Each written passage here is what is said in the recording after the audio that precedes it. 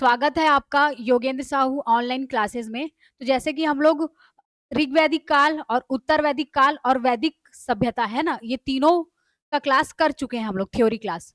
आज हम लोग क्या करेंगे, तीनों का मर्ज एमसीक्यू कर लेंगे। तो हमारा जो वैदिक काल है ना, ऋग्वैदिक काल और उत्तर वैदिक काल दोनों को मिला के क्या बनता है आपका वैदिक काल। तो वैदिक काल आज आप लोगों का कंप्लीट हो जाएगा। ठीक, तो चलिए स्टार्ट करते हैं एमसीक्यू। और थोड़ा बहुत एमसीक्यू हम लोग वैदिक सभ्यता का जो थ्योरी क्लास किए थे उसमें हम लोग किए थे, लगभग 64 एमसीक्यू किए थे। आज हम लोग टोटल 112 एमसीक्यू करेंगे। फिर आपका पूरा क्लियर हो जाएगा कि उत्तर वैदिक और आपका ऋग्वैदिक काल पूरा। ठीक, तो देखिए सबसे पहला क्वेश्चन बोल रहा है पूर्व वैदिक या ऋग्वैदिक संस्कृति का काल किसे माना जाता है। तो ऋग्वैदिक काल आपका क्या था, 1500 ईसा पूर्व से 1000 ईसा पूर्व। इसके पहले सिंधु घाटी कितना पढ़े थे हम लोग, 2300 से 1750 ईसा पूर्व। ठीक, अब उसके बाद आता है आपका उत्तर वैदिक काल। तो उत्तर वैदिक काल कितना पढ़े इसका, 1000 से 600 ईसा पूर्व। ठीक, बी ऑप्शन आपका। फिर आर्य शब्द का शब्दार्थी अर्थ है, तो आर्य शब्द का क्या अर्थ होता है, श्रेष्ठ, श्रेष्ठ या कुलीन। ठीक, बी आंसर राइट आंसर है। उसके बाद प्रारंभिक आर्यों के बारे में निम्न कथनों में से कौन सा सही नहीं है। तो देखिए वे संस्कृत बोलने वाले थे। तो जी हाँ, जो आर्य थे वो क्या थे, संस्कृत बोलने वाले थे। ठीक, और उसके बाद है आपका वे घुड़सवारी भी किया करते थे। ठीक, राइट है ये भी। और उसके बाद वे कई झुंडों में भारत पहुंचे, ये भी सही है, सी ऑप्शन भी। अब वो रहे कौन सा सही नहीं है, तो यहाँ पे देख के पता चला वे मुख्यतः नगरों में निवास करते थे, जबकि वे मुख्यतः ग्रामीण क्षेत्रों में निवास करते थे। ठीक, ग्रामीण निवास करते थे। तो जब हम लोग सिंधु घाटी का एमसीक्यू कर रहे थे तो उसमें भी देखे थे कि सिंधु घाटी सभ्यता से जो ये आर्य है किस प्रकार से भिन्न है ना। तो किस प्रकार से भिन्न है, वहां पे हम लोग देखे वो नगरीय सभ्यता थी जो सिंधु घाटी सभ्यता थी, पर आर्य क्या थे, ग्रामीण में निवास करते थे। इसलिए क्या हो गया आपका, गलत हो गया। ठीक, यहाँ पर राइट आंसर क्या लेंगे हम लोग, सही नहीं है बोल रहे हैं तो क्या सही नहीं है, वे मुख्यतः नगरों में निवास करते थे। वो मुख्यतः कहाँ निवास करते थे, वो लोग गाँव में निवास करते, ग्रामीण। ठीक, तो हम लोग पढ़े भी थे ना, जैसे कुल जैसे आधारशिला रखते हैं है ना किसी भी क्षेत्र का। तो पहले क्या आते थे, कुल, कुल, कुल या फिर कुल में क्या होते थे, मतलब बहुत सारे लोग मिलकर निवास करते थे, परिवार के लोग, उसको कुल बोलते थे। ठीक, कुल या गृह, कुल या गृह। फिर उसके बाद बहुत सारे कुल से क्या बनता था आपका, ग्राम बनता था है ना। और ग्राम के हेड को ग्रामीण, तो यहीं से ही ग्राम वर्ड आ गया आपका, ग्रामीण। ग्रामीण ग्रामीण, फिर उसके बाद बहुत सारे ग्राम से मिलकर क्या बनता था आपका, विश। और बहुत सारे, और विश के हेड को विशपति, और बहुत सारे विश से क्या बनता था आपका, है ना, जन बनता था। और वही जन क्या करते थे, राजा को चुनते थे, है ना। इस प्रकार से हम लोग पढ़ चुके हैं, तो वही चीज है। अब देखिए निम्न किस फसल का ज्ञान वैदिक काल के लोगों को नहीं था। वैदिक काल के लोगों को किसका ज्ञान नहीं था, तो देखिए हम लोग वैदिक काल में देखे, ऋग्वेद काल हो गया आपका या उत्तर वैदिक काल। तो जौ भी देख चुके, गेहूं भी देख चुके, चावल भी उगा चुके, बस ये तंबाकू को हम लोग नहीं देखे थे। ठीक, तो इसका राइट आंसर क्या हो जाएगा आपका, डी ऑप्शन क्या हो जाएगा आपका। किसके बारे में उनको पता नहीं था, तंबाकू के बारे में पता नहीं था। ठीक, अब उसके बाद 6 नंबर का है उत्तर वैदिक काल के वेद विरोधी और ब्राह्मण विरोधी। तो इसको हम लोग थ्योरी में चर्चा नहीं किए हैं, यहाँ एमसीक्यू में ही, क्यू में ही देख लीजिए। वेद विरोधी और ब्राह्मण विरोधी धार्मिक अध्यापकों को किस नाम से जाना जाता था। जो वेद का विरोध करते थे और ब्राह्मण का विरोध करते थे, उन धार्मिक अध्यापकों को क्या बोला जाता है, श्रमण। क्या बोला जाता था, बी ऑप्शन क्या बोला जाता था, इनको श्रमण बोला जाता था। ठीक, उसके बाद चलते हैं अगले क्वेश्चन में। वैदिक गणित का महत्वपूर्ण अंग है। वैदिक गणित का महत्वपूर्ण अंग, देखिए हम लोग ज्यामिति के बारे में पढ़े थे, कहाँ पे, कुल कल्प सूत्र वाले में है ना, जहां पे हम लोग पढ़ रहे थे कि वेद को वेद को सही तरीकों से ज्ञान प्राप्त करने के लिए, वेद से सही तरीके से ज्ञान प्राप्त करने के लिए, वैदिक सभ्यता जब पढ़ रहे थे तो वहीं पे देखे थे वेद से सही तरीके से ज्ञान प्राप्त करने के लिए 6 वेदांग दिए गए हैं। तो 6 वेदांग क्या क्या थे, तो इजी वाला पहले देखे थे 4, शिक्षा, व्याकरण, छंद, है ना, और क्या, ज्योतिषी। ठीक, उसके बाद 2 ठो क्या बच गया था हमारा, निरुक्त, और एक क्या था आपका, कल्प सूत्र, है ना। तो वही कल्प सूत्र में ही हम लोग क्या पढ़े थे, शुल्व सूत्र, शुल्व सूत्र, जयामिति। ठीक, यही प्राचीनतम ग्रंथ था उसका। ठीक, जयामिति, तो वैदिक गणित जयामिति शुल्व सूत्र। ठीक, शुल्व सूत्र जयामिति कल्प सूत्र में आता है। ठीक, किस वेद में किस वेद में प्राचीन वैदिक युग की संस्कृति के बारे में सूचना नहीं दी गई है। किस वेद में प्राचीन वैदिक युग की संस्कृति के बारे में सूचना नहीं दी गई है, 8 नंबर का है आपका क्वेश्चन। तो इसमें ऋग्वेद आएगा आपका कि किस वेद में प्राचीन वैदिक युग की संस्कृति के बारे में सूचना नहीं दी गई है, तो ऋग्वेद में सूचना नहीं दी गई है। बाकी आपका अर्थवेद पढ़ते हैं हम लोग, अथर्ववेद, इसमें जादू टोना है ना और औषधि के बारे में है। यजुर्वेद में पूरा यज्ञ अनुष्ठान के बारे में है। सामवेद में क्या है, जो इसमें ऋचाएं हैं, है ना, उन्हीं को ही क्या है पद रचना में क्या किया गया है, पद रचना में संगीत के माध्यम से पिरोया गया है। ठीक,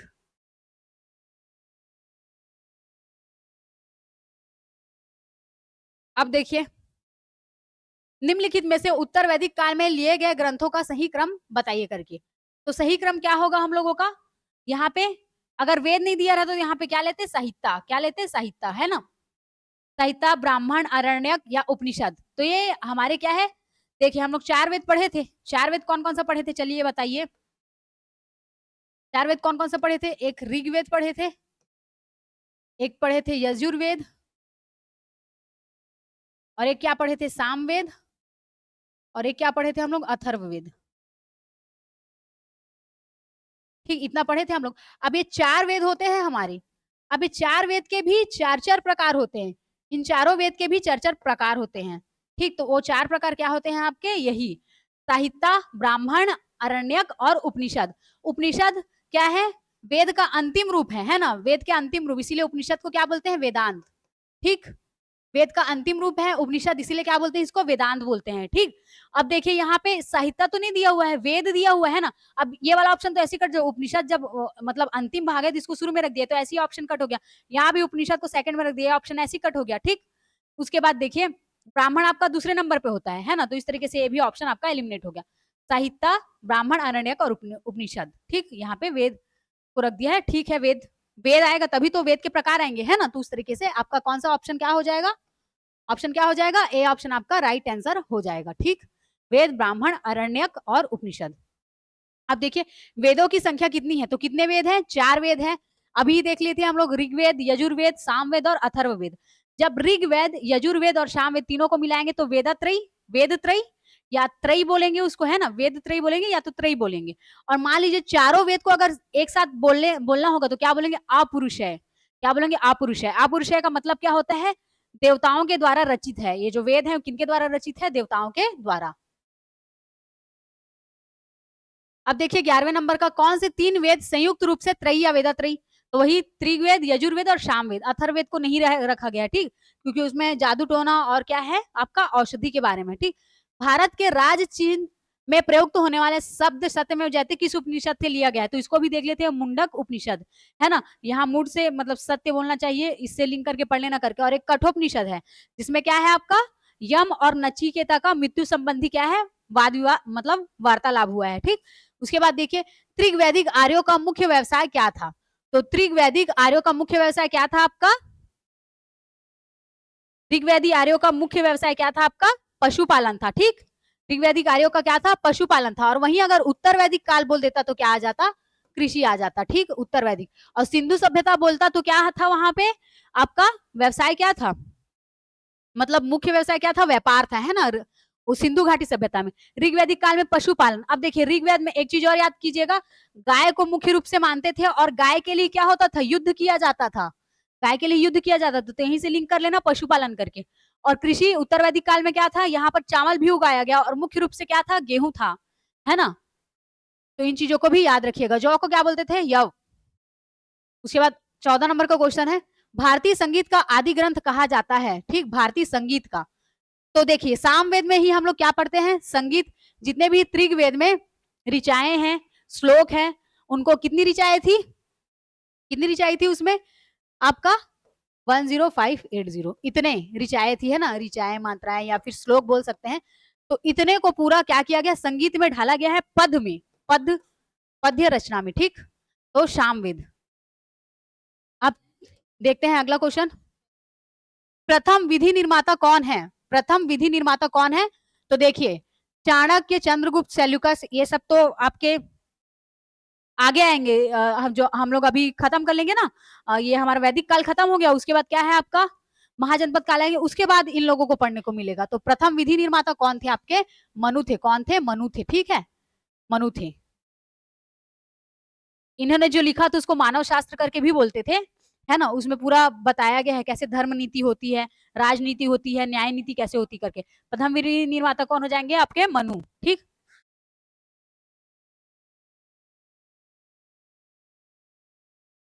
उसके बाद देखिए अगला क्वेश्चन, कृष्ण भक्ति का प्रथम और प्रधान ग्रंथ है। कृष्ण भक्ति का प्रथम और प्रधान ग्रंथ है, तो क्या आ जाएगा आपका इसमें? श्रीमद् भगवत गीता। क्या आ जाएगा? श्रीमद् भगवत गीता। कृष्ण भक्ति का प्रथम और प्रधान ग्रंथ है श्रीमद् भगवत गीता। तो यहीं पे ही बता देती हूँ, महाभारत का क्या है? एक महाभारत में का एक प्रारूप है, एक ये है ना, महाभारत को महाकाव्य भी बोलते हैं, उसका एक प्रारूप है श्रीमद् भगवत गीता। और श्रीमद् भगवत गीता, गीता का उपदेश कब दिए थे कृष्ण जी? महाभारत के युद्ध के समय अर्जुन को दिए थे।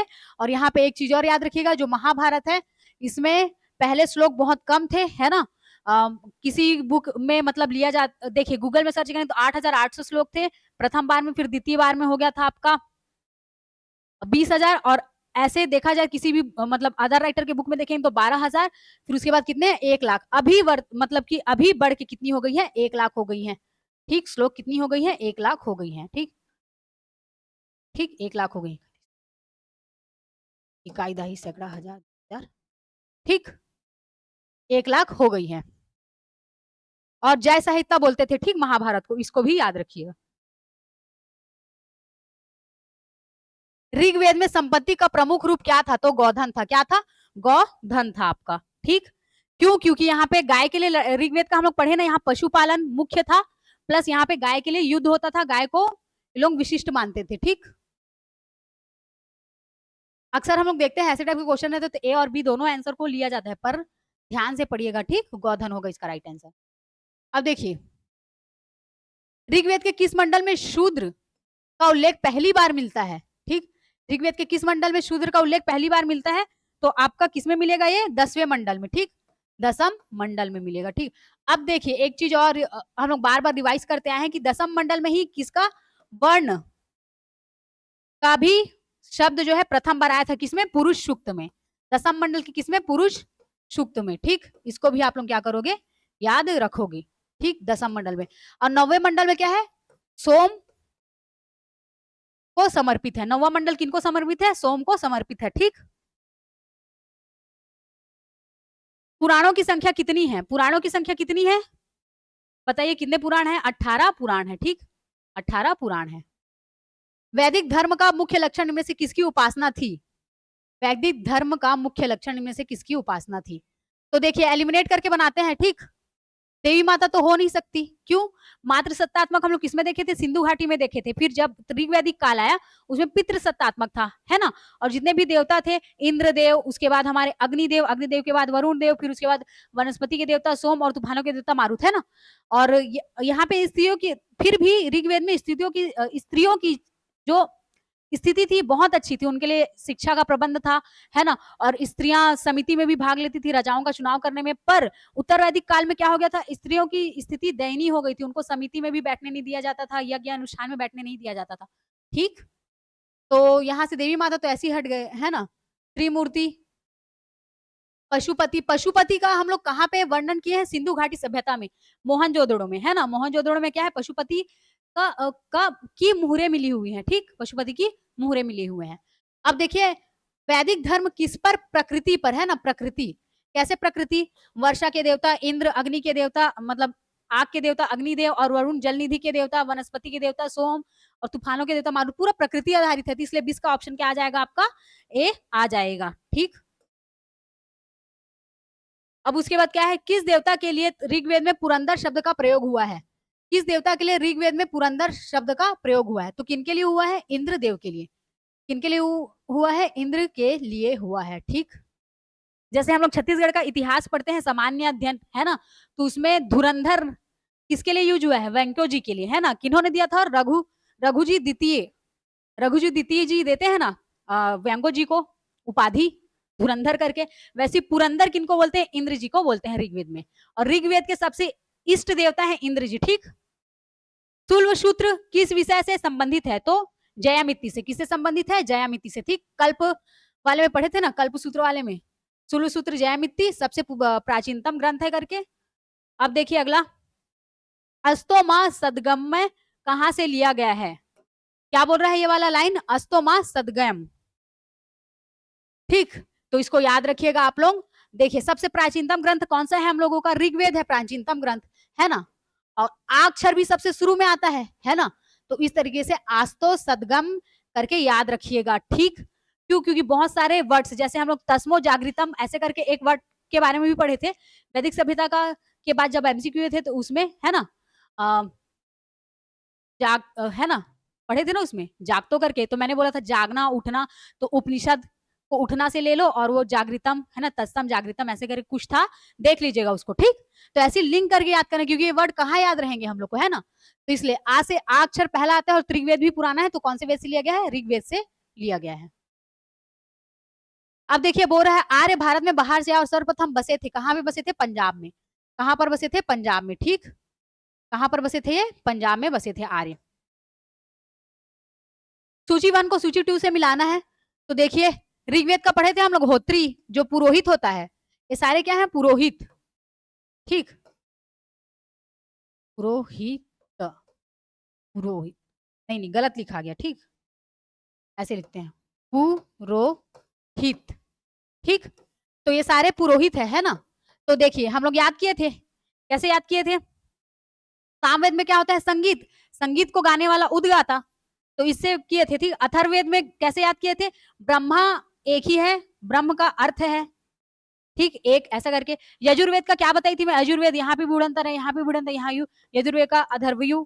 ठीक, ऋग्वेद का होत्री, ऐसे करके हम लोग याद किए थे। ठीक, याद आया, तो इसका ए का 1, बी का 2, सी का 3, डी का 4 लगा लीजिएगा। ठीक, वेदों को आपुरुषय क्यों कहा गया है, चारों वेद को मिला के एक साथ क्या बोलते हैं, आपुरुषय, और 3 वेद को एक साथ मिलाएंगे अथर्ववेद को छोड़ के, तो क्या कहलाएगा, वेदात्रयी या त्रयी। ठीक, तो अपुरुषय क्यों कहा गया है, क्योंकि वेदों की रचना देवताओं द्वारा की गई है, तो ऑप्शन ए राइट आंसर हो जाएगा। ठीक, वैशेषिक दर्शन के प्रतिपादक हैं, तो देखिए यहाँ से पतंजलि क्या था, योग दर्शन, पतंजलि क्या लिखे थे, योग दर्शन लिखे थे। ठीक, और कपिल क्या है, सांख्य दर्शन, और आपके ये गौतम जी है न्याय दर्शन। ठीक, गौतम जी क्या लिखे थे, आपके न्याय दर्शन लिखे थे। उसके बाद आपका ये जो कणद है ना, उलुक को छोड़ दीजिए, कणद, कणद क्या लिखे थे, वैशेषिक दर्शन, कणद क्या लिखे थे, वैशेषिक दर्शन। ठीक, कपिल क्या लिखे थे, सांख्य दर्शन, और आपका गौतम जी क्या लिखे थे, न्याय दर्शन। पतंजलि क्या है, योग। पतंजलि का एक बात और याद रखिएगा, महाभाष्य भी आप लोगों को याद रखना है। किसमें देखे थे हम लोग, वेदों को पढ़ने के लिए, सही तरीके से ज्ञान प्राप्त करने के लिए 6 वेदांत बताए गए थे, तो उसमें हम लोग इसको किसमें देखे थे, व्याकरण वाले में देखे थे, है ना। पाणिनि का अष्टाध्यायी और पतंजलि का, यहाँ पे पतंजलि का योग दर्शन है, पर वहां पे पाणिनि का अष्टाध्यायी और पतंजलि का महाभाष्य, तो उन चीजों को भी याद रखिएगा। अब उसके बाद 28वां देखिए, 28वां क्या है आपका, मीमांसा या पूर्व मीमांसा दर्शन के प्रतिपादक हैं। ठीक, तो आपके यहाँ पे देखिए पूर्व मीमांसा, दो है आप लोगों का, एक उत्तर मीमांसा और एक पूर्व मीमांसा। ठीक, तो इसको लिंक करके कैसे पढ़े थे, पूर्व में सूरज उगता है ना, तो हम जगते हैं, तो जैमिनी ऐसे करके याद किए थे। ठीक, और उत्तर मीमांसा का बात आएगा तो कौन है, बादरायण, बादरायण, इनको व्यास बोलते हैं या वेद व्यास भी बोलते हैं।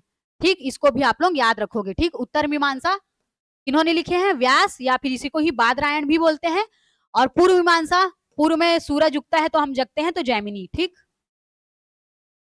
ये अगला क्वेश्चन वही बोल रहे हो, उत्तर मीमांसा या वेदांत किन्होंने प्रतिपादक किया है, बादरायण, या फिर क्या बोल सकते हो, व्यास या फिर वेद व्यास। उसके बाद 30वां क्वेश्चन है, ऋग्वेद का कौन सा मंडल पूर्णतः सोम को समर्पित है, तो कौन सा मंडल पूर्णतः, 9वां मंडल। ठीक, कौन सा मंडल, 9वां मंडल सोम को समर्पित है। और 10वां मंडल में क्या पढ़े थे हम लोग, 10वां मंडल के पुरुष सूक्त में, 10वां मंडल के पुरुष सूक्त में वर्ण का सर्वप्रथम क्या है, मतलब सर्वप्रथम वहां पे वर्ण देखने को मिलता है। ठीक, सर्वप्रथम वर्ण शब्द देखने को मिलता है किसमें, पुरुष सूक्त 10वां मंडल ऋग्वेद के। 31 क्या है, प्रसिद्ध 10 राजाओं का युद्ध, 10 राजाओं का युद्ध हुआ था। ठीक, किसके साथ हुआ था, सुदास के साथ, किसके साथ, सुदास के साथ हुआ था। और ये 10 के 10 राजा क्या करते हैं, हार जाते हैं, ये 10 के 10 राजा क्या होते हैं, हार जाते हैं। तो किस नदी के तट पर, पुरुषणी, कौन से नदी के तट पर, मतलब कौन से नदी के तट पर लड़ा गया है, पुरुषणी, पुरुषणी को ही हम लोग क्या पढ़ते हैं, रावी, क्या पढ़ते हैं, रावी नदी, है ना, पुरुषणी को ही रावी पढ़ते हैं। ठीक, 10 राजाओं का युद्ध किसके साथ हुआ था? सुदास के साथ हुआ था। ये सब बातों को आप लोगों को क्या रखना है? याद।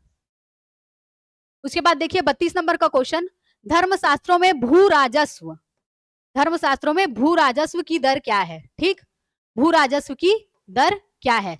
तो क्या थी? 1/6 थी। धर्मशास्त्रों में भू राजस्व की दर क्या थी? 1/6 थी। इस चीज को याद रखिएगा। उसके बाद बोल रहा है 800 ईसा पूर्व से 600 ईसा पूर्व, 800 ईसा पूर्व से 600 ईसा पूर्व का काल किस युग से जुड़ा है? तो कौन से युग से जुड़ा है? ब्राह्मण युग से जुड़ा है। ठीक, ब्राह्मण युग से जुड़ा है। ठीक, इसीलिए हम लोग ब्राह्मण ग्रंथ भी पढ़ते हैं, 4 ब्राह्मण ग्रंथ पढ़ते हैं ना, 4 वेद है, चारों के अलग अलग ब्राह्मण ग्रंथ है।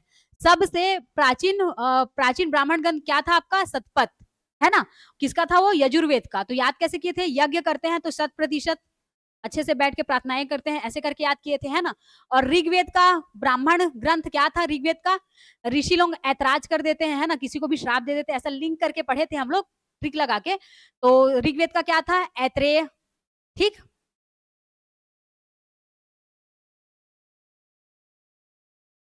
उसके बाद देखिए 34 नंबर का, किस काल में अछूत की अवधारणा स्पष्ट रूप से उदित हुई है? तो देखिए जब हम लोग ऋग्वैदिक काल पढ़ते हैं तो ये भी समतावादी था, है ना? और सिंधु घाटी सभ्यता भी हम लोग जब पढ़े थे तो वहां भी देखे थे समतावादी था। ठीक, अभी तक तो गुप्त काल नहीं पढ़े, इसको छोड़ दीजिए। ठीक, धर्मशास्त्र के काल में, डी धर्मशास्त्र के काल में क्या है आपका? अछूत की अवधारणा स्पष्ट रूप से उदित हुई है। उत्तर वैदिक काल में भी नहीं था, यहाँ भले वर्ण व्यवस्था किया गया था, 4 प्रकार के वर्ण व्यवस्था, क्या क्या आपका? क्षत्रिय, वैश्य, ब्राह्मण और शूद्र, है ना? पर अछूत या अस्पृश्यता का उन्मूलन नहीं हुआ था यहाँ पे। ठीक, उत्तर वैदिक काल में, यहाँ धर्मशास्त्र के काल में आपका हुआ है अछूत की अवधारणा स्पष्ट। ठीक, भले उत्तर वैदिक काल में स्त्रियों की दशा दयनीय हो गई थी, जैसे ऋग वैदिक काल में अच्छी खासी थी, उन लोग के लिए शिक्षा का प्रबंधन था, मतलब प्रबंध किए हुए थे, प्लस उनको समिति में राजाओं के चुनाव के लिए स्त्रियों को रखा जाता था। पर उत्तर वैदिक काल में स्त्रियों को मतलब उनकी स्थिति दयनीय हो गई थी, उनको समिति में भी या फिर यज्ञ में भी बैठने नहीं दिया जाता था। 35वां नंबर का क्वेश्चन है, एशिया माइनर स्थित बेंगाज कोई, है ना, बेंगाज कोई, ये तुर्की में है, अभी गूगल में सर्च करोगे तुर्की दिखा है। तुर्की का महत्व इसलिए इसलिए है कि एशिया माइनर स्थित बेंगाज गोई का महत्व इसलिए है कि वहां जो, यही है इसका राइट आंसर। ठीक, वहां जो अभिलेख प्राप्त हुए हैं उनमें 4 वैदिक देवता, दैविक देवता, कौन से वैदिक देवी देवता? इंद्र, वरुण, मित्र, नासत्य। ठीक, इन चारों का क्या है? उल्लेख मिलता है।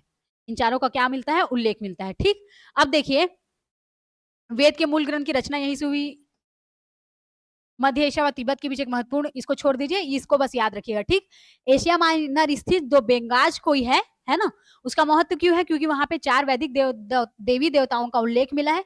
किनका किनका मिला है? इंद्र जी का, वरुण जी का, मित्र जी का, नासत्य जी का। गायत्री मंत्र, गायत्री मंत्र किनके लिए होता है? किनकी स्तुति के लिए? सवित्री। ठीक, सवित्र, सवित्र देवी के लिए। और किस पुस्तक में मिलता है? तो ये ऋग्वेद में मिलता है आपका, किसमें मिलता है? ऋग्वेद में मिलता है। ठीक, इसको भी याद रखिएगा। न्याय दर्शन को प्रचारित किया था, तो गौतम जी ने न्याय दर्शन को प्रचारित किया था। ठीक, कपिल का क्या हो जाएगा? सांख्य सबसे प्राचीनतम दर्शन शास्त्र है ना, कपिल का सांख्य। ठीक, जैमिनी का क्या था आपका? पूर्व मीमांसा, सूर्य पूरब से उगता है तब हम जगते हैं करके लिंक करके पढ़े थे। ठीक, उसके बाद प्राचीन भारत में निष्क से जाने जाते थे, तो स्वर्ण आभूषण था, गले में पहना जाता था, बाद में फिर इसका प्रचलन सिक्कों के रूप में किया गया। योग दर्शन के प्रतिपादक है कौन? पतंजलि। और महाभाष्य भी कौन लिखे हैं? पतंजलि। ठीक, गौतम का क्या है? न्याय दर्शन, जैमिनी का उत्तर मीमांसा, शंकराचार्य का अभी नहीं पढ़े, इसको स्किप कर दीजिए। 40वां, उपनिषद पुस्तकें हैं, उपनिषद तो ये दर्शन पर आधारित है। ठीक, उपनिषद पुस्तकें क्या है? दर्शन पर आधारित है। उसके बाद देखिए सूची 1 को सूची 2 से मिलाना है, देख लेते हैं। सामवेद का क्या था? संगीत, है ना, संगीत में ढाला गया था, जो भी ऋग्वेद की ऋचाएं थी उनको सुरों में ढाला गया था, पद रचना में। सामवेद। अथर्ववेद में क्या होता था? तंत्र मंत्र एवं वशीकरण होता था। ठीक, स्त्रोत एवं प्रार्थनाएं किसमें होती थी? ऋग्वेद में। यजुर्वेद में क्या होता है? स्त्रोत एवं कर्मकांड, यज्ञ, अनुष्ठान, ये सब होते थे, बलिदान, बलि सब। ठीक, तो इस प्रकार से मिला लीजिएगा। ठीक, ऋग्वेद का स्त्रोत एवं प्रार्थनाएं, यजुर्वेद का स्त्रोत एवं कर्मकांड, और सामवेद का संगीत, और अथर्ववेद का तंत्र मंत्र एवं वशीकरण। ठीक, अब देखिए आरंभिक वैदिक साहित्य में सर्वाधिक वर्णित नदी है, ठीक, आरंभिक साहित्य में सर्वाधिक वर्णित नदी है, तो कौन सी सर्वाधिक वर्णित नदी थी? सिंधु, ठीक, वंदनीय नदी, सर्वाधिक वर्णित नदी सिंधु, और पवित्र नदी किसको बोला गया है? सरस्वती नदी को, ठीक, सर्वाधिक पवित्र नदी किसको बोला गया है? सरस्वती को। उपनिषद काल के राजा अश्वपति शासक थे, तो कहाँ के शासक थे? के, ठीक, कहाँ के शासक थे? के। इसको भी याद रखिएगा, बस कहाँ के शासक थे अश्वपति करके पूछता है, राजा के बारे में, राजा क्या किए थे, क्या कैसे किए थे, सब जानने की कोई जरूरत नहीं है, ठीक। अध्यात्म ज्ञान के विषय में नचिकेता और यम का संवाद, ठीक, नचिकेता और यम का संवाद किसमें हुआ है? कठोपनिषद में हुआ है, ठीक, किससे? मृत्यु संबंधी बातों को लेकर, ठीक। और ये जो आपका बृहदरण्य है और छंदोग्य, ये क्या है आपका? ये है क्या आपका? गद्य रचना है ना, प्राचीनतम गद्य रचना, पढ़े थे ना इसको? प्राचीनतम गद्य रचना है। और प्राचीनतम पद्य रचना बोलेगा तो क्या आया था? कंठ और श्वेताश्वर, है ना, कंठ और श्वेताश्वर। अब देखिए, वैदिक नदी कुंभा काबुल का स्थान कहाँ निर्धारित होना चाहिए? तो ये भी देख लेते हैं, अफगानिस्तान में, ये ऑप्शन। कपिल मुनि द्वारा प्रतिपादित दार्शनिक प्रणाली है, कपिल मुनि द्वारा, तो देखिए कपिल मुनि द्वारा क्या है? सांख्य दर्शन है। न्याय दर्शन कितना किनका था? गौतम जी का, ठीक। पूर्व मीमांसा जैमिनी, और ये किनका था? बाद नारायण या फिर व्यास या फिर वेद व्यास बोल सकते हैं, ठीक। उत्तर मीमांसा इसी को क्या है? वेदांत करके भी देखे थे, ठीक। भारत के किस स्थल की खुदाई से लौह धातु के प्रचलन की प्राचीनतम प्रमाण मिले हैं? तो कहां से मिला है आपका?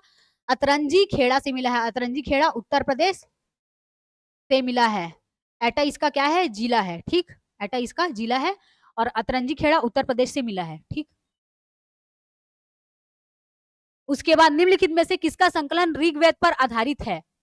ऋग्वेद पर आधारित है, तो देखिए ऋग्वेद की ऋचाओं का, ऋग्वेद की ऋचाओं का क्या किए हैं? सामवेद में संगीत के रूप में पिरो है ना, तो यही से लिंक करके पढ़ सकते हैं हम लोग कि ऋग्वेद का किसके साथ? सामवेद के साथ हुआ है करके, ठीक।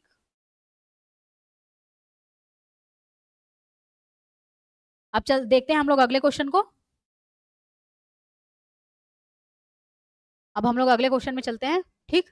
ऋग्वेद की जितनी भी ऋचाएं थी, है ना, कितनी थी? 10580, कितनी ऋचाएं थी? उनको क्या है? सामवेद में संगीत के रूप में पिरो है, तो इसलिए इस पर आधारित है करके बोल रहा है। बाकी यजुर्वेद में यज्ञ अनुष्ठान संबंधी बातें हैं, अथर्ववेद में औषधि और आपका टोनहा जादू, है ना, तंत्र मंत्र विद्या, ये सब पे आधारित है। अब देखिए 49 का, निम्नांकित में कौन प्रस्थान त्रयी में शामिल नहीं है? प्रस्थान त्रयी में शामिल नहीं है करके बोल रहा है 49 का आपका क्वेश्चन, ठीक। देखिए इसका मतलब होता है 3 आधार या 3 स्रोत, 3 आधार या फिर 3 स्रोत, 3 स्रोत, इसका मतलब प्रस्थान त्रयी, ठीक, प्रस्थान त्रयी। तो इसमें क्या क्या आ जाता है आपका? भागवत गीता, ब्रह्मा सूत्र और उपनिषद, ये तीनों आ जाते हैं, ठीक। क्या नहीं आता? ये तो शामिल नहीं है पूछ रहा है, तो राइट आंसर क्या आ जाएगा? भागवत, ठीक, भागवत शामिल नहीं है। और क्या क्या क्या क्या शामिल है? भगवत गीता, ब्रह्म सूत्र और उपनिषद, ठीक। प्रस्थान त्रयी क्या होगा? 3 आधार 3 स्रोत, 3 आधार 3 स्रोत एक साथ क्या है? भगवत गीता, ब्रह्म सूत्र, उपनिषद। भगवत इसमें नहीं आएगा, भागवत इसमें नहीं आएगा, ठीक। जैसे हम लोग वेद त्रयी त्रयी पढ़े थे ना, 3 वेद को मिला के, यजुर्वेद, सामवेद और ऋग्वेद को मिला के, उसी प्रकार, ठीक। कर्म का सिद्धांत संबंधित है, कर्म का सिद्धांत क्या है? संबंधित है। तो किससे संबंधित है आपका कर्म का सिद्धांत? मीमांसा से, ठीक। किससे संबंधित है? मीमांसा से। कर्म का सिद्धांत किससे संबंधित है? मीमांसा से। वैशेषिक किनका था? कणाद का था, है ना। वैशेषिक दर्शन किनका था? कणाद का था। वेदांत किनका था? व्यास का। इसी को ही हम लोग उत्तर मीमांसा भी बोलते थे, है ना, जी को हम लोग क्या बोलते थे? उत्तर मीमांसा भी बोलते थे। और न्याय किनका था? गौतम जी का था, ठीक। और जैमिनी का क्या था? पूर्व मीमांसा। अब फिर से सुमेलित करना है, तो देख लेते हैं हम लोग फिर से। सामवेद का संगीत याद रखिएगा। अथर्ववेद का क्या है? औषधि। यजुर्वेद में अनुष्ठान यज्ञ करेंगे, बलिदान देंगे। ऋग्वेद में क्या है? ईश्वर महिमा, ठीक। अब देखिए चरक संहिता नामक पुस्तक किस विषय से संबंधित है? 52 नंबर का क्वेश्चन है आपका। चरक संहिता नामक पुस्तक किस विषय से संबंधित है? तो इसको याद रखिएगा, चिकित्सा से संबंधित है। ठीक, चरक संहिता नामक पुस्तक किससे संबंधित है? आपका चिकित्सा से संबंधित है। चा से चरक, चा से चिकित्सा। यज्ञ संबंधी विधि विधान का पता चलता है यजुर्वेद से। ठीक, यजुर्वेद, यजुर्वेद में ही हम लोग यज्ञ करते हैं। फिर उसके बाद है आपका वैदिक युगीन सभा। वैदिक युगीन सभा, देखिए वैदिक काल में हम लोग क्या क्या पढ़े? समिति पढ़े और सभा पढ़े हैं।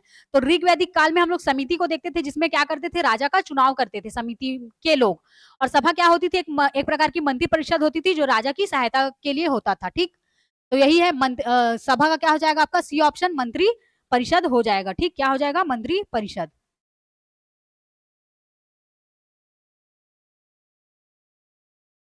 उसके बाद अगला क्वेश्चन है आपका, वैदिक युग में प्रचलित लोकप्रिय शासन प्रणाली थी। ठीक, लोकप्रिय शासन प्रणाली थी वैदिक युग में।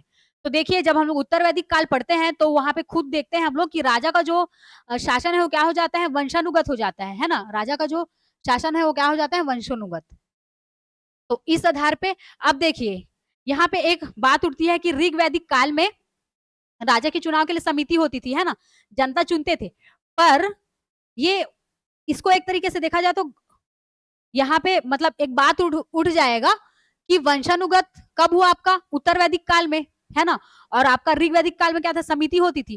पर जब आपका यहाँ पे वंशानुगत हुआ है तो भी वहां पे एक बात हुई है कि राजा को हटा सकते हैं अगर राजा का व्यवहार सही नहीं रहा तो। ठीक, सबसे लोकप्रिय शासन प्रणाली क्या थी? वंशानुगत राजतंत्र था। ठीक, गूगल में भी सर्च करोगे तो वंशानुगत राजतंत्र, पर कई बुक में देखोगे तो गणतंत्र देखने को मिल जाता है, पर रियल में इसका आंसर क्या है? आपका वंशानुगत राजतंत्र। ठीक, उसके बाद है सबसे प्राचीन प्राचीन वेद है कौन सा? वेद है सबसे प्राचीन? ऋग्वेद। और अंतिम वेद कौन सा है आपका? अथर्ववेद। ठीक, अथर्ववेद क्या है? अंतिम वेद।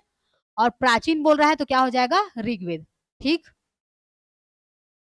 निम्नलिखित में से कौन भारतीय दर्शन की आरंभिक विचारधारा है? आरंभिक विचारधारा है आपका, तो सबसे प्राचीनतम सांख्य कपिल का। सबसे आपका जो प्राचीन मतलब कि आरंभिक बोल रहा है और प्राचीन एक ही है। ठीक, तो सांख्य दर्शन है ना कपिल का। कपिल का सांख्य दर्शन क्या हो जाएगा आपका? सबसे प्राचीनतम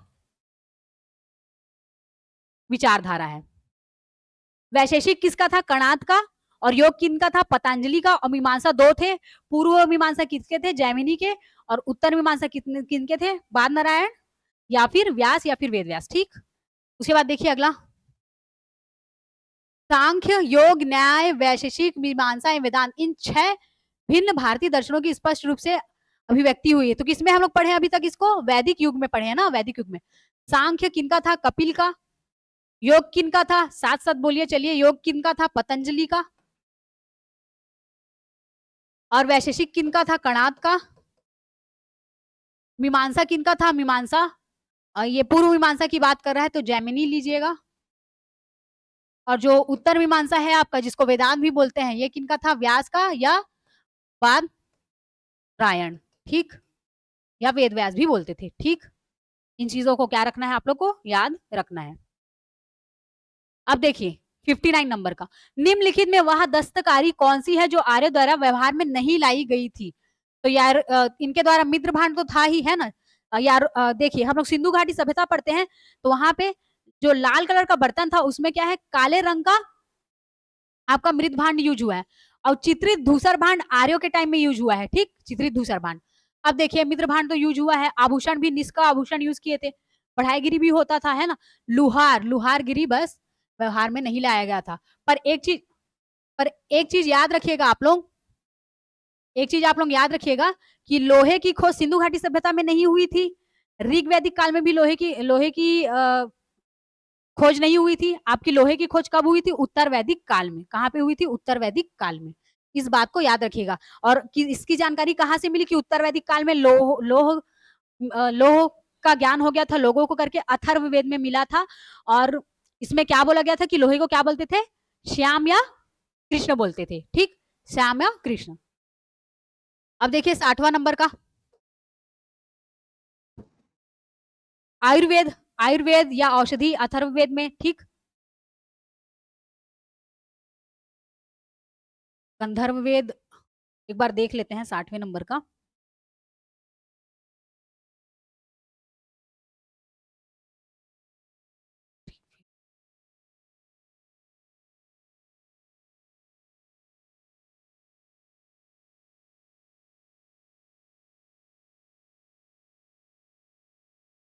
ये 60वें नंबर का क्वेश्चन स्किप करते हैं, थोड़े गलत टाइप हो गया, ठीक। इसको बाद में देखते हैं।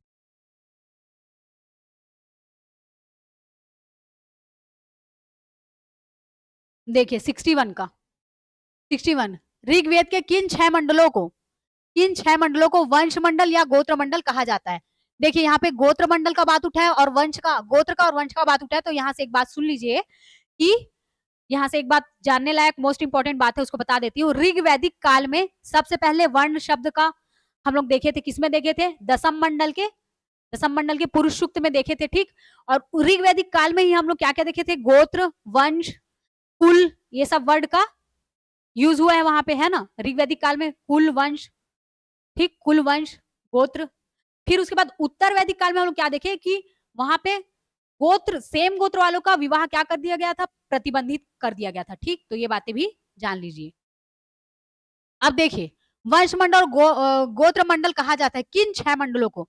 तो आपका जो दूसरा, तीसरा, चौथा, पांचवा, छठवां, सातवां, इनको क्या बोला जाता है? इनको बोला जाता है ये वंश मंडल या गोत्र मंडल। दूसरा, तीसरा, चौथा, पांचवा, छठवां, सातवां। बाकी फिर 9वां मंडल हम लोग पढ़े थे, उसमें क्या है? सोम को समर्पित है। और 10म मंडल में क्या मिला था आपका? वर्ण मिला था, ठीक, पुरुष सूक्त में, 10म मंडल के पुरुष सूक्त में, ठीक। तो आपका ए ऑप्शन क्या हो जाएगा? राइट आंसर हो जाएगा। उसके बाद देखिए किस वेद में जादुई माया और वशीकरण का वर्णन है? तो किसमें था? अथर्व वेद में था, ठीक, अथर्व वेद में था। और औषधि के बारे में भी इसी में ही दिया गया था, ठीक। अथर्ववेद में था और इसी में औषधि के बारे में भी दिया गया था, ठीक। जादुई माया, वशीकरण, तंत्र मंत्र, टोना, जादू, सब। आर्य शब्द इंगित करता है, तो श्रेष्ठ वंश को इंगित करता है, डी ऑप्शन। ऋग्वेद में कुल कितने मंडल है? तो 10 मंडल है, जिसमें कि हम लोग देखें अभी दूसरा से लेके 7वां मंडल तक गोत्रवंश मंडल कहलाता है।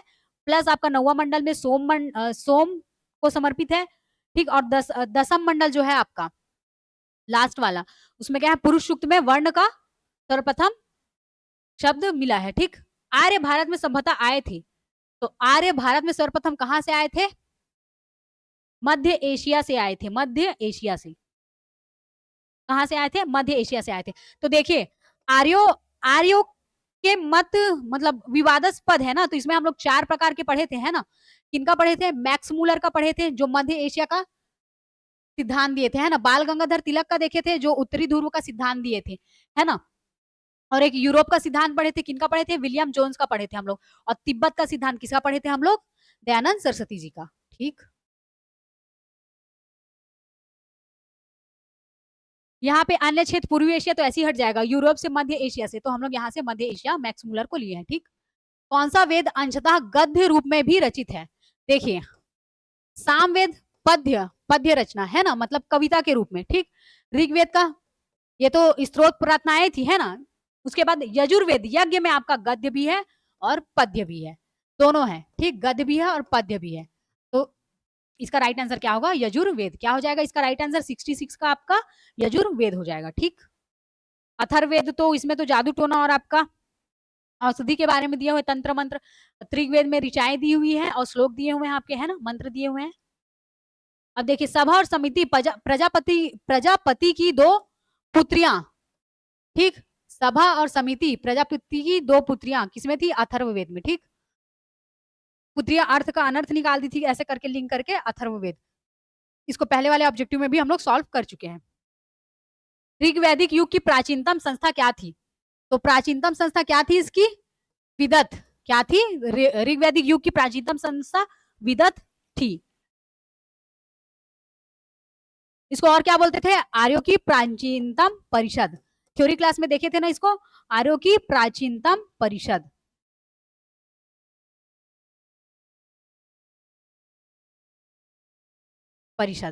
आर्यों की प्राचीनतम परिषद क्या था आपका? विदत, या प्राचीनतम संस्था भी बोलेगा अगर ऋग्वेद युग की तो विदत हो जाएगा। ठीक, बाकी यहाँ पे सभा देख लेते हैं। सभा क्या था? मंत्री परिषद था, राजा के सहयोग के लिए। समिति जिसमें राजा का चुनाव होता था। ठीक, परिषद करके कुछ नहीं था, विदत को ही क्या बोलते थे? परिषद बोलते थे। ठीक, ब्राह्मण ग्रंथों में सर्वाधिक प्राचीन क्या है आपका? शतपथ ब्राह्मण। क्या आपका? शतपथ ब्राह्मण यजुर्वेद का। ठीक, यजुर्वेद का, यजुर्वेद का। ठीक, इसको याद रखिएगा।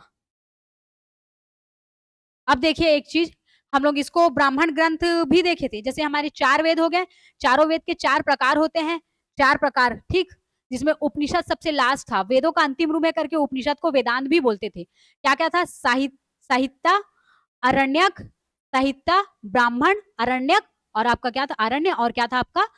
ये उपनिषद। ठीक, अब इनके बाद हम लोग क्या बोलते हैं? ब्राह्मण ग्रंथ देखे थे, इन चारों वेद के ब्राह्मण ग्रंथ। ठीक, तो चारों वेद के ब्राह्मण ग्रंथ, शतपथ आपका यजुर्वेद का हो गया। ठीक, गौपद किसका हो गया? अथर्ववेद का हो गया आपका। ठीक, पंचविश किसका हो गया? सामवेद का हो गया आपका पंचविश। और ये जो ऐत्रेय है तो ऋषि लोग ऐतराज कर देते हैं, श्राप दे देते किसी कर को, तो ये आपका ऋग्वेद का था। ठीक, किसका था? ऋग्वेद का था ये। ठीक, तो ये ब्राह्मण ग्रंथ को भी आप लोग को याद रखना है सारे का। ठीक, गोत्र शब्द सर प्रचलन में कब आई है? तो ऋग्वेद काल में ही गोत्र, वंश, वर्ण, ये वर्ड देखने को मिलते हैं। कुल, कुल, वंश, गोत्र, वर्ण। ठीक, तो 70 का आंसर क्या हो जाएगा? ए ऑप्शन हो जाएगा आपका। ठीक, 70 का। रुकिए रुकिए, इसमें गोत्र व्यवस्था प्रचलन में कब आई है करके बोला। ठीक, गोत्र व्यवस्था प्रचलन में कब आई है करके पूछ रहा है। तो देखिए अभी मैंने क्या बोला? गोत्र, वर्ण, कुल, और आपका वंश, ये सब वर्ड किसमें देखने को मिल जाते हैं? आपके ऋग्वैदिक काल में। ठीक, ऋग्वैदिक काल में। पर गोत्र व्यवस्था प्रचलन में कब आई करके बोलेगा तो क्या आंसर लेना है? उत्तर वैदिक काल। क्यों?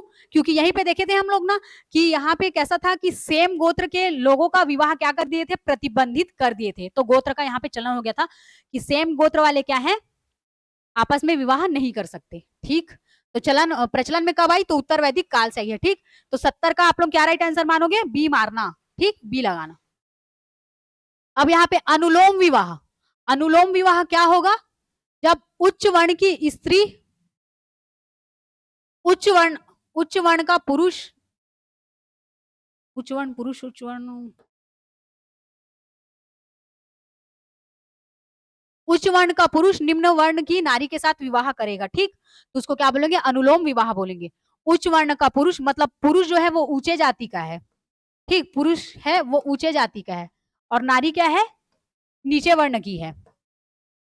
ठीक, नारी क्या है? नीचे वर्ण की, तो उसको अनुलोम विवाह बोलेंगे।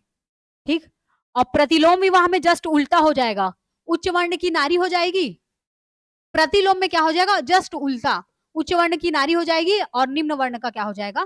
पुरुष हो जाएगा। निम्न वर्ण का क्या हो जाएगा? पुरुष हो जाएगा।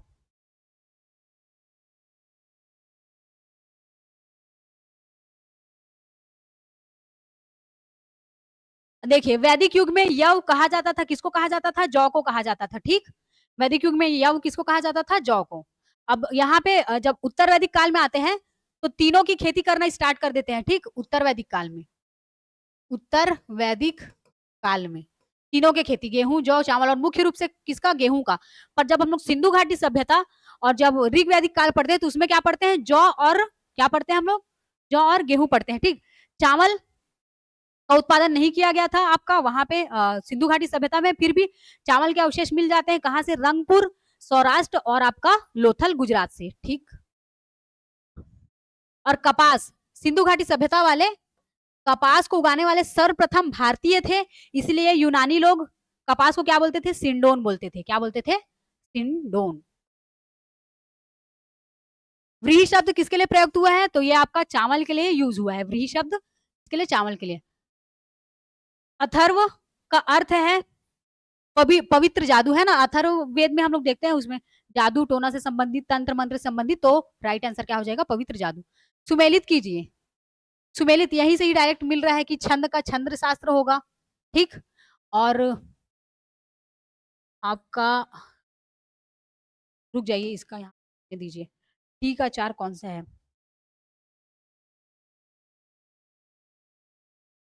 यहाँ पे आपका शिक्षा, ध्वनि शास्त्र, कल्पसूत्र, कर्मकांड, निरुक्त, शब्द व्युत्पत्ति शास्त्र, भाषा शास्त्र। देखिए निरुक्त का जब हम लोग पढ़ रहे थे, इस चीज को कहाँ पे पढ़े थे हम लोग? जब क्या बोलते हैं, वैदिक साहित्य पढ़ रहे थे, उसमें जब वेद पढ़ लिए, वेद के 4 प्रकार होते हैं, प्लस वेदों को उन 4 वेदों के और 4 प्रकार होते हैं, है ना, उनको भी देख लिए थे हम लोग। क्या क्या देखे? साहित्य, ब्राह्मण, ब्राह्मण, अरण्य, और क्या था? उपनिषद।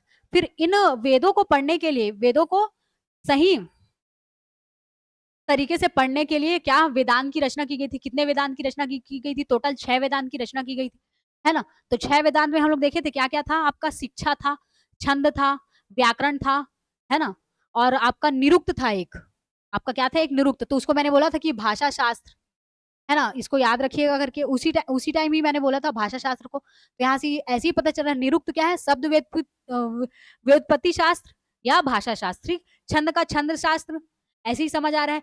कल्पसूत्र, कल्पसूत्र में हम लोग क्या देखे थे एक अलग से? तुल्व सूत्र देखे थे ना, जया मित्ती, तुलसीस जया मित्ती, जिसको अंक गणित करके अभी हम लोग पढ़े भी हैं ऊपर। और शिक्षा का ध्वनि शास्त्र, ठीक। तो यहाँ पे ए का ए, बी का 1, बी का 2, सी का 3, डी का 4 हो जाएगा। प्राचीनतम व्याकरण अष्टाध्यायी के रचनाकार है, तो पाणिनि है ना। पानी 8 गिलास पीना चाहिए करके पाणिनि अष्टाध्यायी, ठीक। गौतम का क्या था? न्याय शास्त्र। कपिल का क्या हो गया था? सांख्य। पतंजलि का क्या था आपका? योग दर्शन शास्त्र, है ना। और पतंजलि ही महाभाष्य की रचना किए हुए हैं, इसको भी याद रखिएगा। और कपिल का जो सांख्य दर्शन है वो सबसे प्राचीनतम ग्रंथ है। निम्न में से कौन सी स्मृति प्राचीनतम है? तो आपका मनुस्मृति सबसे प्राचीनतम है, ठीक। 78 का क्या हो जाएगा आपका? मनुस्मृति क्या है आपका? सबसे प्राचीनतम है, जिसमें क्या है? मानव शास्त्र के बारे में बताया गया है कि कैसे न्याय करना है, कैसे धर्म करना है, कैसे वर्ण व्यवस्था है, इन सभी चीजों को मनुस्मृति में बताया गया है। आदि काव्य की संख्या किसको दी गई है? तो आदि काव्य की संज्ञा आपके रामायण को दी गई है, ठीक। महाभारत और रामायण आपके क्या है? महाकाव्य है, पर आदि काव्य की संज्ञा किसको दी गई है? रामायण को दी गई है, ठीक। महाभारत को ही क्या बोलते थे? जय संहिता बोलते थे। आरंभ में बहुत कम श्लोक थे इसके, फिर बाद में अभी 1,00,000 श्लोक हैं, ठीक। प्राचीनतम पुराण है तो कौन सा पुराण है? मत्स्य पुराण है, देख लिए थे, ठीक। उसके बाद ऋग्वेद में सबसे पवित्र नदी किसको माना गया है? पवित्र नदी बोल रहा है तो सरस्वती नदी को माना गया, ठीक। ऋग्वेद में सबसे पवित्र नदी सरस्वती को माना गया है। उसके बाद 82 का क्वेश्चन है आपका। 82 का क्वेश्चन है, वैदिक समाज की आधारभूत इकाई थी, ठीक। कुल कुटुंब। तो देखिए जब हम ऋग वैदिक काल पढ़ रहे थे तो उसमें देख रहे थे कुल या गृह, जहां पे लोग आपस में क्या करते हैं? निवास करते हैं, ठीक। वही कुल आपका कुल या फिर गृह कहलाता था। और जो हेड होते थे कुल के, उनको क्या बोलते थे? हाँ, कुलुप, ठीक। कुल के हेड को क्या बोलते थे? कुलुप। और यही बहुत सारे कुल को मिला के ग्राम बनते थे, ग्राम के हेड को ग्रामीणी बोलते थे। ऐसे करके हम लोग देखे थे। तो आधारभूत इकाई मतलब स्टार्टिंग क्या था आपका? कुल था, ठीक। फिर उसके बाद बहुत सारे कुल को मिला के ग्राम बना, बहुत सारे ग्राम को मिला के विश्व, और बहुत सारे विश्व को मिला के जन, है ना। इस तरीके से आधारभूत इकाइयां क्या हुई है? बढ़ी है, ठीक। तो क्या हो जाएगा? कुल कुटुंब या फिर गृह भी बोल सकते हैं उसको। 83, ऋग्वेद काल के उस सबसे प्रधान देवता की पहचान करें जिसकी स्तुति 250 सूक्तों की रचना है। देखिए तो ऋग्वेद काल में इंद्र देव थे, वर्षा के देव, है ना, इनके लिए 250 सूक्तियां थी, और अग्निदेव के लिए 200 सूक्त थे, ठीक। इसको भी याद रखिएगा, ठीक। सबसे इष्ट माने जाते थे इंद्रदेव, फिर अग्निदेव। और मान लीजिए अगर हम लोग उत्तर वैदिक काल का बात करें तो वहां पे इष्ट कौन थे? प्रजापति थे। फिर प्रजापति के बाद कौन थे? विष्णु जी, उनके पालक संरक्षक थे। फिर उसके बाद रुद्रदेव, पशुओं के देवता, है ना। 3 देव के बारे में पढ़े हैं हम लोग उत्तर वैदिक काल में। और किनके बारे में? प्रजापति, विष्णु जी, और आपके रुद्रदेव। और यहाँ पे ऋग्वैदिक काल का बात करें तो इसमें हम लोग किनको किनको पढ़े हैं? इंद्रदेव को पढ़े हैं प्रथम, द्वितीय में पढ़े हैं अग्निदेव, तृतीय में पढ़े हैं वरुण देव, जल निधि के देवता, फोर्थ में पढ़े हैं वनस्पति के देवता सोम, बाद फिफ्थ में पढ़े हैं तूफानों के देवता मारुत, ठीक। अब देखिए 84 का क्वेश्चन, किस वेद में सभा को नरिष्ठ अर्थात सामूहिक वाद विवाद या अनुलंघनीय कहा गया है? देखिए, आपका जो अथर्ववेद है ना, अथर्ववेद, इसमें ही सभा को क्या बोले हैं? नरिष्ठ अर्थात सामूहिक वाद विवाद या अनुलंघनीय कहा गया है, ठीक? अथर्ववेद में। अथर्ववेद एक तरीके से देखा जाए पूरा नेगेटिविटी ही है इसमें, जैसे कि जादू टोना तंत्र मंत्र विद्या है ना अधिकतर, तो यहाँ पे नरिष्ठ अर्थात सामूहिक वाद विवाद या अनुलंघनीय कहा गया है, तो याद नहीं आएगा तो इस तरीके से लिंक करके याद कर लीजिएगा, ठीक? 85 किस रचना में नारी को सुरा और पासा के साथ 3 प्रमुख बुराइयों में शामिल किया गया है? देखिए, 3 चीजों को बुराइयों में गिना गया है। सुरा मतलब क्या होता है आपका? शराब। और पाशा मतलब क्या होता है? जैसे जुआ खेलते हैं वो, ठीक? नारी, शराब, जुआ, इन 3 प्रमुख बुराइयों में शामिल किया गया है। तो किसमें शामिल किया गया है इसको? मैत्रायणी संहिता में। किसमें शामिल किया गया है? मैत्रायणी संहिता में, ठीक? नारी को और शराब को और जुआ को 3 प्रमुख बुराइयां बताकर इनको इसमें शामिल किया गया है, मैत्रायणी संहिता।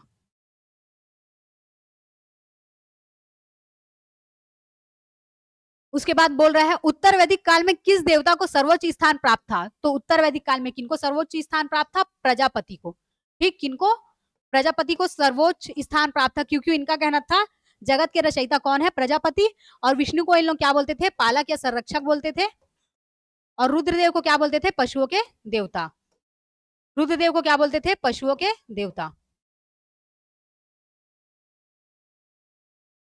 अब देखिए, ये जो इंद्रदेव है किनके इष्ट हो जाते हैं? ऋग वैदिक काल के। किनके? ऋग वैद काल के, ठीक? तो इन बातों को भी आप लोग क्या करोगे? याद रखना। राइटिंग समझ नहीं आता है तो जो चीज मैं बोलती हूँ तो वो चीज को भी सुन के आप लोग खुद का एक नोट्स तैयार कर सकते हो, ठीक है? अब देखिए, सुमेलित करना है, सुमेलित करना है, ठीक? 87 नंबर का है आपका। तो देखिए, राजसूय यज्ञ, राजसूय यज्ञ राजा के सिंहासन समारोह के लिए है ना, राजा का राज तिलक करना है ना, तब क्या है? राजसूय यज्ञ किया जाता था। अश्वमेघ यज्ञ भी होता था कि एक घोड़े को, अश्व को छोड़ दिया जाता था। जिनके जिनके राज्य से होके गुजरा वो राज्य क्या है? इनके अंदर में आ जाती थी। और जो राजा विरोध करना चाहते थे वो घोड़े को रोक के युद्ध की चुनौती दे सकते थे। इस प्रकार के यज्ञ होते थे। किसमें होते थे? उत्तर वैदिक काल में होते थे, ठीक? उत्तर वैदिक काल में राजा का जो पद था क्या हो गया था? वंशानुगत हो गया था। राजा सर्वशक्तिशाली हो गए थे, तो वहां पे ये सब चीज होता था। राजा की शक्ति को बढ़ाने के लिए बहुत सारे यज्ञ अनुष्ठान किए जाते थे। उत्तम पुरुष क्या होता है?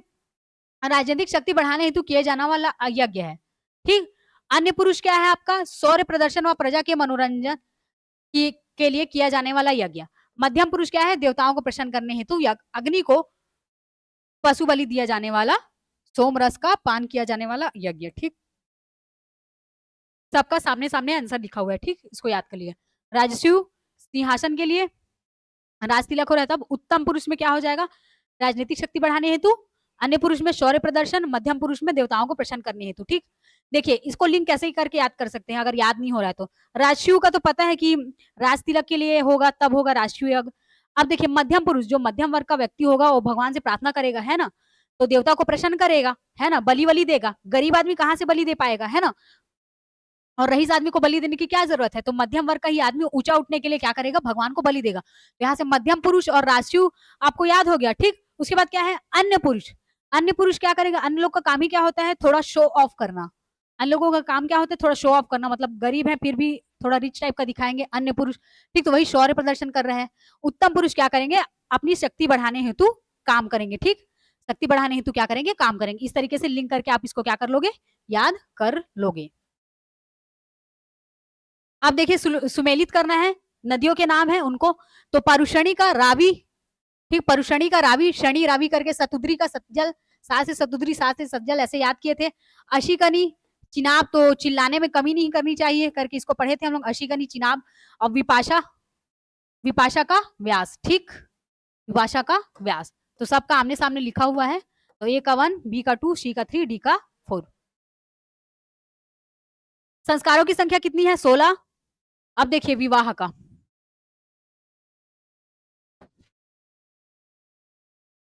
हाँ, इसका भी सामने सामने ही है आंसर, ठीक? प्रजापति विवाह किसको बोलते हैं? जिसमें बिना दहेज का विवाह होता है, ठीक। आर्ष विवाह या इसी को ही आर्य विवाह भी बोलते हैं। आर्ष विवाह या फिर आर्य विवाह, कन्या मूल के रूप में एक जोड़ी गाय व बैल चुकाकर, ठीक। आर्य लोग को, आर्ष लोगों को बैल गाय दे रहे हैं कन्या मूल के रूप में, ऐसा करके याद करिए। देव विवाह, पुरोहितों का परिश्रमिक में मिले कन्या के साथ विवाह, ठीक। पुरोहित का परिश्रमिक में मिले कन्या के साथ विवाह। उसके बाद ब्रह्मा विवाह क्या होता था? समान वर्ण या जाति का विवाह, ठीक। ब्रह्मा विवाह सामने सामने है, सबका राइट आंसर देख लीजिएगा। ब्रह्मा विवाह क्या है? मतलब कि समान वर्ण या जाति का विवाह होगा वो। और देव विवाह क्या होगा? पुरोहित का परिश्रम में मिले कन्या के साथ विवाह। आर्य अर्श विवाह क्या हो जाएगा? कन्या मूल के रूप में एक जोड़ी गाय व बैल चुकाकर। प्रजापति विवाह बिना दहेज का विवाह। अब यहाँ पे देखिए इसका भी सामने सामने ही आंसर है। गंधर्व विवाह क्या हो जाएगा? प्रेम विवाह हो जाएगा। आसुर विवाह क्या हो जाएगा? असुर विवाह कन्या को खरीद कर किया गया विवाह। कन्या को जैसे खरीदेंगे तो असुर टाइप का काम कर रहे हैं, है ना, तो असुर विवाह। राक्षस विवाह क्या हो जाएगा? पराजित कर राजा को कन्या अपहरण की गई कन्या के साथ विवाह। और पिशाच विवाह या पैशाच विवाह क्या हो जाएगा? सोई हुई अवस्था में कन्या को ले जाकर या फिर जो लड़की की मानसिक स्थिति खराब है उनसे क्या किया जाता है? विवाह किया जाता है। उसको पैशाच विवाह बोला जाता है, ठीक। पिशाच विवाह या पैशाच विवाह, ठीक। गंधर्व विवाह, यहाँ से ये तो याद रहे, गंधर्व विवाह प्रेम विवाह होता है। पिशाच विवाह में वही पिशाच जैसा काम करेंगे, सोई हुई अवस्था में लड़की को लेके जाएंगे या फिर उसकी मानसिक स्थिति ठीक नहीं है उसको क्या करेंगे? विवाह करेंगे, ठीक। असुर विवाह में क्या करेंगे? पैसा खरीद कर विवाह करेंगे। और राक्षस विवाह में राजा को पराजित कर उसकी कन्या का अपहरण करके विवाह करेंगे। तिर ऋण में शामिल नहीं है, तो देखिए तिर ऋण में शामिल कौन कौन सा है? देव ऋण, पितृ ऋण, ऋषि ऋण, पर मातृ ऋण शामिल नहीं है तिर ऋण में, ठीक।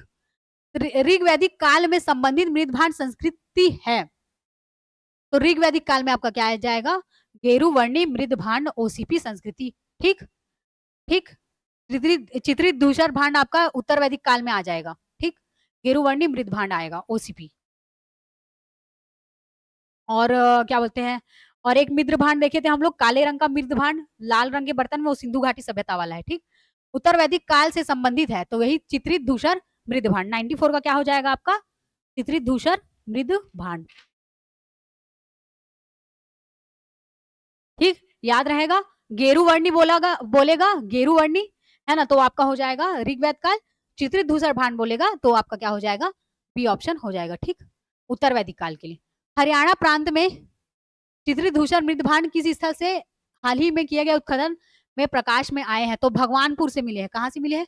भगवानपुर से, हरियाणा भगवानपुर, ठीक। जैसे राखी घड़ी का हम लोग लिंक किए थे ना, राखी घड़ी, राखी घड़ी में क्या मिला था आपका? घोड़े का टेराकोटा की मूर्ति मिली थी ना, राखी घड़ी हरियाणा से। तो ऐसे याद किए थे राखी घड़ी कहाँ पे है, तो भगवान हरि को भी हम लोग राखी पहनाते हैं, राखी घड़ी हरियाणा। वैसे यहाँ पे देखिए भगवानपुर, हरि भगवान है, भगवानपुर हरियाणा, ठीक। प्राचीनतम विवाह संस्कार का वर्णन करने वाला विवाह सूक्त किसमें पाया जाता है? 96 का बोल रहा है विवाह सूक्त किसमें पाया जाता है, तो किसमें पाया जाता है? ऋग्वेद में पाया जाता है। ऋग्वेद का हम लोग देखे थे ना, इसमें बहुत सारी जो भी मंत्राएं हैं, है ना, ऋचाएं हैं, श्लोक हैं, सब किसमें रहेंगे? आपके ऋग्वेद में रहेंगे। प्राचीनतम विवाह संस्कार, ठीक, ऋग्वेद में रहेंगे। अब देखिए ऋग्वेद में आघन्य, अघन्य या आपका आघन्य, अघन्य या फिर आघन्य शब्द का प्रयोग किसके लिए किया गया है? तो गाय के लिए किया गया है, ठीक। ऋग्वेद में पशुपालन मुख्य व्यवसाय था, प्लस गायों के लिए ही युद्ध लड़ा जाता था, गाय को ही क्या मानते थे? सर्वोत्तम मानते थे। अब देखिए 98 का सुमेलित करना है। संग्रहित करना, कोषाध्यक्ष का काम क्या होता है? कोष को एकत्रित करना, ठीक। ऐसे करके याद कर लीजिएगा। भागदूत, कर संग्रह करता। छात्री क्या होता था? सदा या छत्री, पासे के खेल में राजा का सहायक। अछवाय क्या होता था? प्रतिहारी, राज प्रसाद का सक्षक, ठीक। याद रखिएगा इसको। संग्रहित कोषाध्यक्ष, भागदूत कर संग्रह, छता छत्री, पासे के खेल में राजा का सहायक, अछवाय प्रतिहारी या राज प्रसाद का सक्षक, ठीक। जहां पे एक्सप्लेन करना होगा एक्सप्लेन करूंगी, ये बहुत रेयर क्वेश्चंस है, ठीक, ये उतने पूछे नहीं जाते हैं।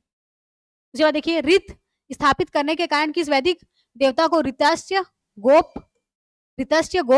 कहा गया है? 99 का क्या बोल रहे हैं? ऋतस्य गोप कहा गया।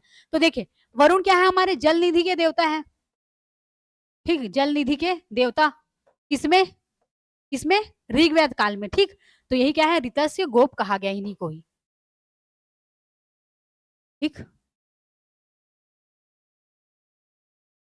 निम्नलिखित में से कौन मूलतः जल या समुद्र का देवता है?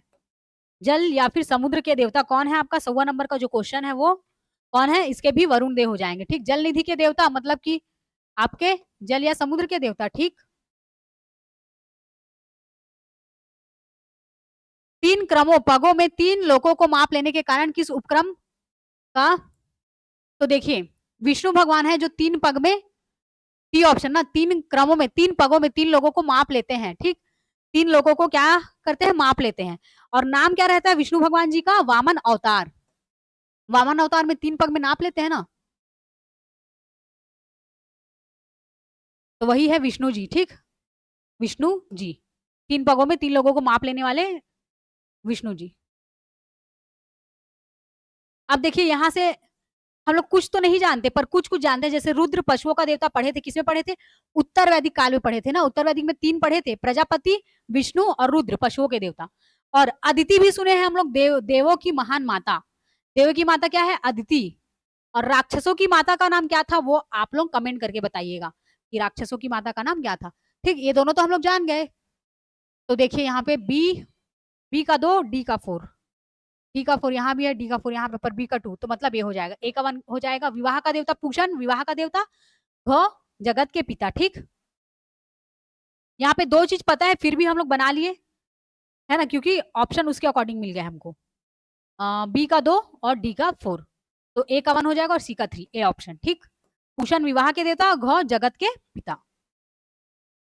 जब क्वेश्चंस नहीं बनते हैं तो ऐसी एलिमिनेट प्रोसीजर से बनाया कीजिए। ठीक, मनुस्मृति मुख्यतः मुख्यतः संबंधित है समाज व्यवस्था से है। ठीक, किससे संबंधित है? आपका मनुस्मृति समाज व्यवस्था से संबंधित है।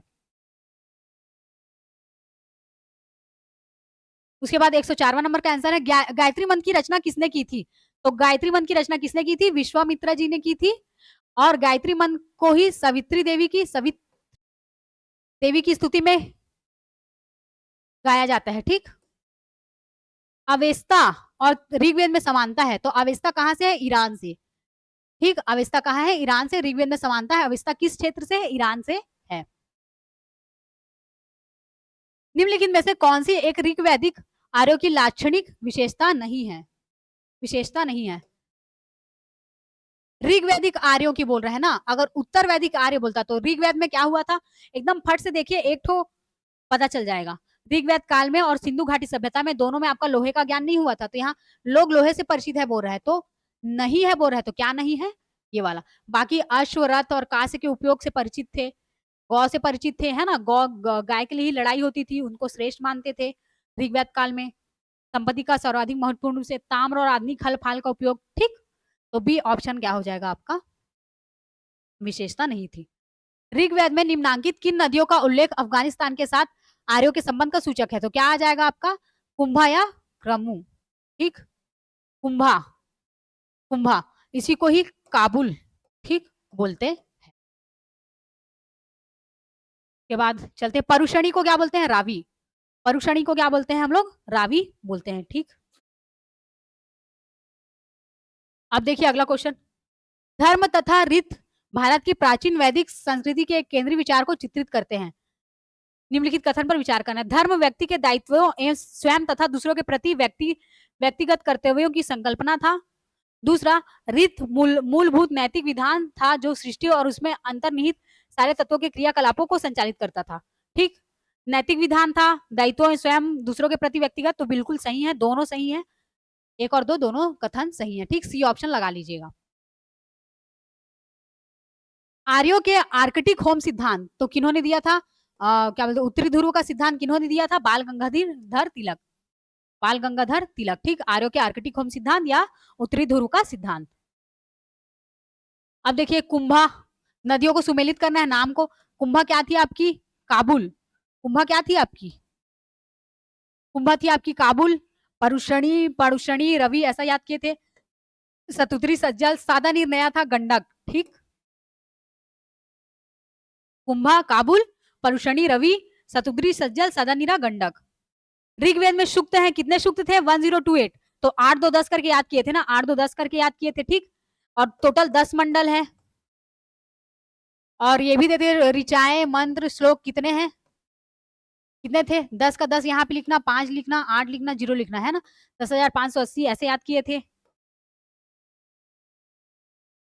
पूर्व वैदिक आर्यों का धर्म प्रमुखता था, क्या था प्रमुखता? प्रकृति पूजा और यज्ञ। क्या था? प्रकृति पूजा और यज्ञ, सी ऑप्शन, ठीक। 112वां का राइट आंसर क्या हो जाएगा आपका? प्रकृति पूजा और यज्ञ। तो ये हमारा पूरा आज वैदिक काल पूरा खत्म हो गया, है ना। उसके एमसीक्यू भी पूरे लास्ट हो गए। ऋग्वेद काल उत्तर वैदिक काल को हम लोग डिटेल में पढ़ चुके हैं, थ्योरी क्लास में भी 3 पार्ट में आया होगा। ऋग्वेद काल, उत्तर वैदिक काल, और एक आपका किसमें आया हुआ है, वैदिक सभ्यता करके, ठीक। तो उसको भी आप लोग जरूर कीजिएगा। थ्योरी देखने के बाद ही एमसीक्यू लगाइए, और जो थ्योरी क्लास में जो पोर्शन छूट जाता है वो एमसीक्यू में भी कवर हो जाता है, ठीक। जैसे सदा नीरा नदी के बारे में हम पढ़े ही नहीं है, तो सदा नीरा गंडक, ठीक, इस प्रकार से। और टेन्योर क्या था ऋग्वैदिक काल का आपका? 1500 से 1000, और उत्तर वैदिक काल में क्या था आपका? 1000 से कितना था? 1000 से 600 ईसा पूर्व, ठीक। तो फिर मिलते हैं हम लोग नेक्स्ट क्लास में। जो भी डाउट रहेगा तो उसको आप लोग कमेंट में बताइएगा, मैं खुद उसका रिप्लाई करूंगी, ठीक। जो भी डाउट है या कुछ भी चीज पूछना रहेगा तो पूछ लीजिएगा। और ये तीनों क्लास, मतलब ये तीनों चैप्टर आप देखोगे ना, आपको और कोई बुक राइटर रूटर किसी चीज को पढ़ने की जरूरत नहीं है। यही आपका मर्जी। इसमें लूसेंट्स के प्रीवियस ईयर के क्वेश्चन और आपके घटना चक्र सब क्वेश्चनों का समावेशन है, ठीक।